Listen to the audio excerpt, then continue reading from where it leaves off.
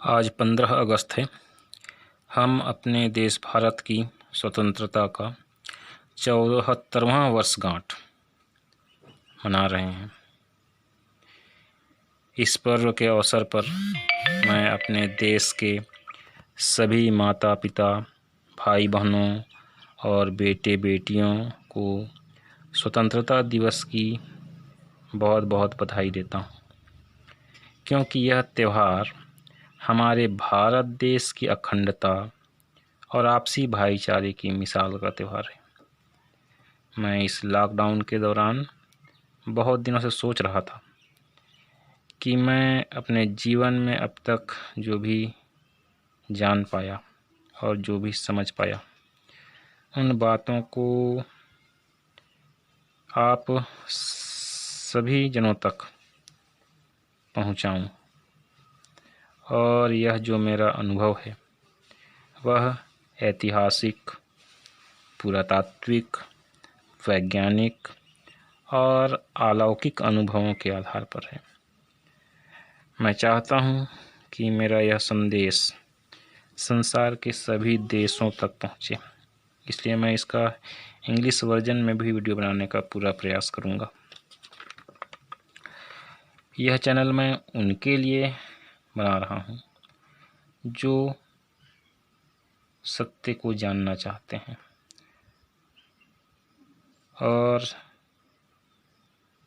जो सच्चाई के साथ अपना मत रखते हैं, चाहे ईश्वर हो या विज्ञान। यह चैनल सिर्फ उनके लिए है जो संसार की सच्चाई और सच्चे ईश्वर को जानना चाहते हैं, क्योंकि परमेश्वर ने कहा है, सत्य को जानोगे तो सत्य तुम्हें आज़ाद कर देगा।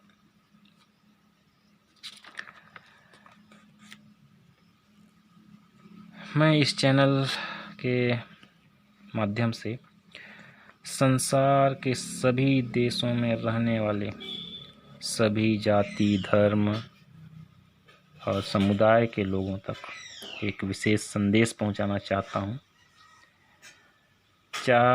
चाहे हम किसी भी जाति, समुदाय और धार्मिक और सांस्कृतिक मान्यताओं एवं आस्था के मानने वाले हों। पूर्वाग्रह से दूर रहकर समस्त धार्मिक ग्रंथों एवं विज्ञान की दृष्टिकोण से हम उस सच्चे सर्वशक्तिमान परमेश्वर को जानने और समझें जिसने पूरी सृष्टि की रचना की। धरती, आकाश, समंदर, पेड़ पौधे और इस संसार के समस्त जीव जंतु की रचना की। हम वर्तमान समय में जब जी रहे हैं, हमारे मनों में एक न एक बार ऐसे सवाल ज़रूर आते हैं, जैसे कि हम मनुष्यों की उत्पत्ति कैसे हुई होगी,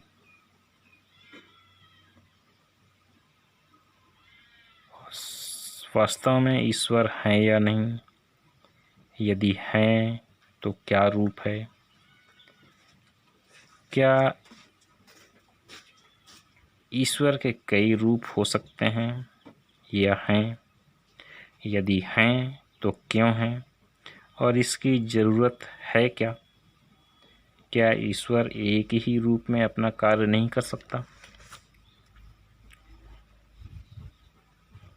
जैसे इसी तरह के और भी सवाल हैं कि इस संसार की सच्चाई क्या है,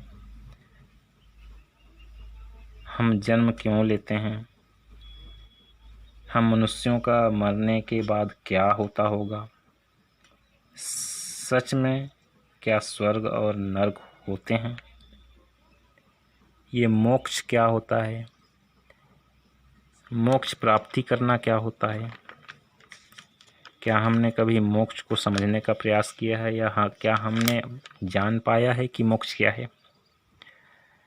और भी ऐसे सवाल हैं जैसे मनुष्य ने बोलना या बात करना कैसे सीखा होगा या कब सीखा होगा। मनुष्य ने लिखना कैसे सीखा होगा। मनुष्य खेती करना कब सीखा होगा। मनुष्य में बुद्धि जन्म से ही होती है या सिर्फ संसार के लोगों से सीखता है। क्या मनुष्य में तकनीकी ज्ञान प्रारंभ से ही है या विज्ञान से आया। विज्ञान का आधार क्या है। विज्ञान बुद्धि से आती है या बुद्धि विज्ञान से आता है, या फिर बुद्धि आती कहाँ से है। यह किसके द्वारा मिलती है। क्या विज्ञान ने सृष्टि की सभी रहस्यों को सुलझाने में सफलता पाई है, या क्या भविष्य में उन सभी रहस्यों को जो इस संसार में विद्यमान है सुलझा पाएगा। क्या विज्ञान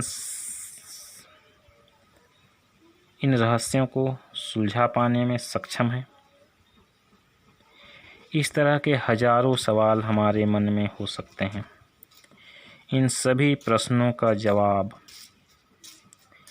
एक ही किताब में मिल सकता है, जिसे सर्वशक्तिमान परम पिता परमेश्वर ने लिखवाया है।